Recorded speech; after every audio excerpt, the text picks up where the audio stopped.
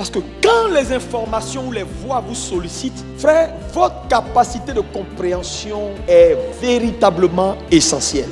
C'est pourquoi vous allez voir qu'un homme ne peut pas douter de ce qu'il comprend. La compréhension des choses de la vie également vient par ta capacité à discerner. Mais ici, dans la compréhension, c'est savoir faire la différence entre les choses. La compréhension, c'est saisir le sens réel derrière les informations ou les voix ou ce qui te sollicite. Quel est le vrai sens au-delà de ce que j'entends? Comprendre avec justesse le sens des informations. C'est pourquoi vous allez remarquer que la foi d'un homme grandit toujours dans ce qu'il comprend.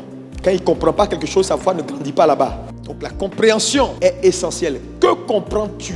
L'homme qui s'écarte de la sagesse c'est quoi? La sagesse, c'est la compréhension. Il n'y a pas deux choses. Sagesse, c'est compréhension. Quand tu as compris quelque chose, tu vas tirer le meilleur de la chose. C'est ça la sagesse. Il dit, quand un homme fait le choix, que ce soit volontaire ou involontaire, de s'écarter du chemin de la compréhension, il s'enregistre sur le chemin de la mort. Ça veut dire quoi? La mort devient ton compagnon sûr. Donc, cela implique simplement que, frère, si tu veux vivre et voir ta vie glorifier Dieu, tu ne dois pas te priver de compréhension. Quand je vois des gens à l'église qui sont là, pasteur, nous là on ne comprend pas. Attends, ça ne te fait pas mal de ce que tu ne comprends pas? Et puis elle rit avec.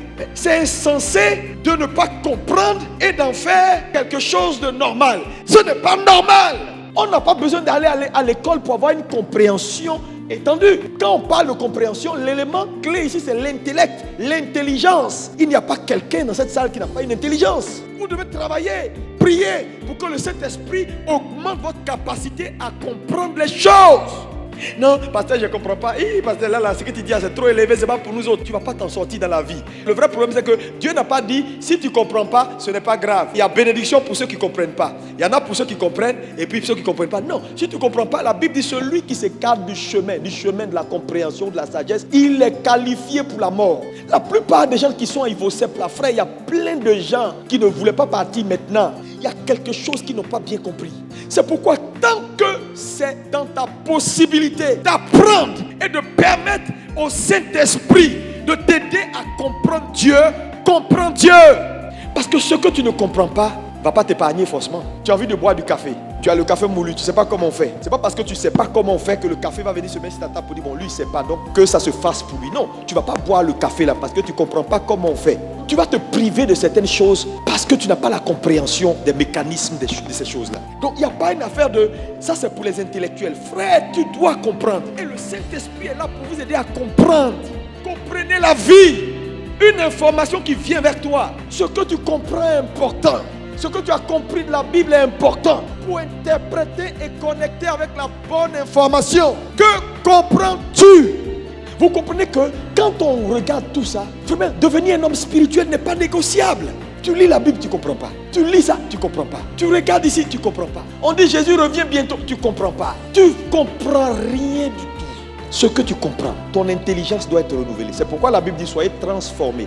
Le mot transformé, métamorphosé par le renouvellement de votre intelligence. Ça veut dire quoi? Quand l'intelligence est renouvelée, il y a des changements qui arrivent dans la vie. C'est-à-dire que la compréhension a pour élément central l'intellect. C'est ton intellect qui est l'élément central de ta compréhension des choses dans la vie. C'est pourquoi si tu es là et que tu as des difficultés à comprendre les choses, demande au Saint-Esprit d'ouvrir ton intelligence. Si le Saint-Esprit n'ouvre pas ton intelligence, il y a des choses que tu ne peux pas comprendre.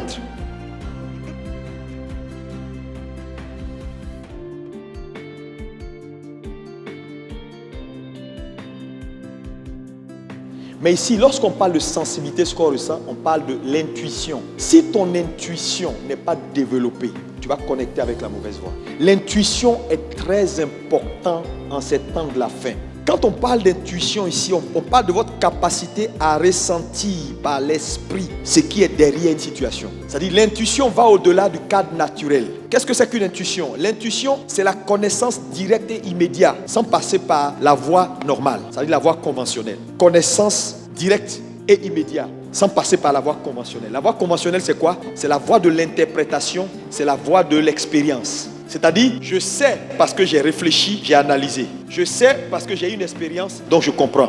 Mais l'intuition ne tient pas compte du savoir classique, ne tient pas compte de l'expérience. L'intuition va directement. Donc, dans l'intuition, c'est quoi? Tu ne peux même pas expliquer pourquoi tu sais.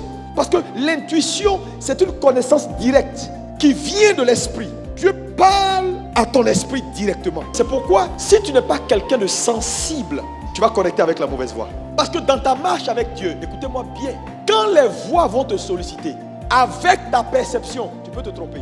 Avec ta capacité de compréhension, tu peux te tromper. Mais même si tu as raté la chose avec la perception, tu as raté la chose avec la compréhension, si tu es un homme sensible, tu ne rateras pas la chose. C'est la voie que Dieu utilise pour sauver les hommes spirituels. Et c'est le mode opératoire le plus élevé d'un homme spirituel. C'est-à-dire un homme, un véritable homme spirituel doit travailler sur son intuition. Sa capacité à opérer à un certain niveau où ce n'est plus, c'est ni la chair, ni le sang. Il sait, c'est tout. Parce que quand vous êtes sollicité par des sons, par des voix, fais ça, ne fais pas ça. Frère, comment discerner la voix de Dieu? Si tu es un homme qui a une perception bien développée, ok, tu peux. Si tu es un homme qui a une compréhension des choses, ok, tu peux. Mais il peut arriver que la chose soit tellement assimilée que même ta perception rate l'analyse, ta compréhension rate l'analyse. Mais si tu es un homme spirituel, ta sensibilité ne ratera pas l'analyse. Parce que ta sensibilité ne dépend pas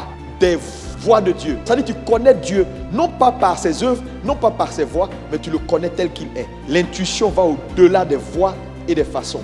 Donc quand tu deviens un homme spirituel, Dieu te donne de la sensibilité. C'est-à-dire, quand tu fais un choix que Dieu n'approuve pas, tu n'as pas de paix.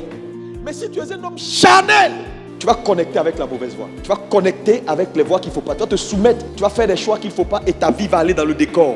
Parce que tu n'as plus de sensibilité. Même quand le Saint-Esprit veut te parler, il n'arrive pas. Même quand il veut te faire sentir mal parce que le choix là n'est pas bon, tu ne comprends rien.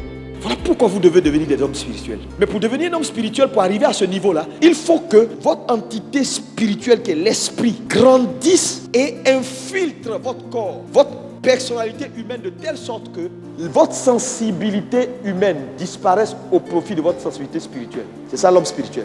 L'homme spirituel a infiltré le corps et a pris le dessus sur le corps de telle sorte que ce n'est plus le corps, c'est lui. L'esprit maintenant, qui a la prééminence dans les choses de la sensibilité. C'est pourquoi il faut prier. C'est pourquoi il faut être sensible. Mais si tu te lèves le matin, tu ne pries pas et tu es noyé, ton esprit est noyé dans ton corps, même quand le Saint-Esprit va vouloir te parler, il n'arrivera pas. Voilà pourquoi beaucoup de gens ne s'en sortent pas.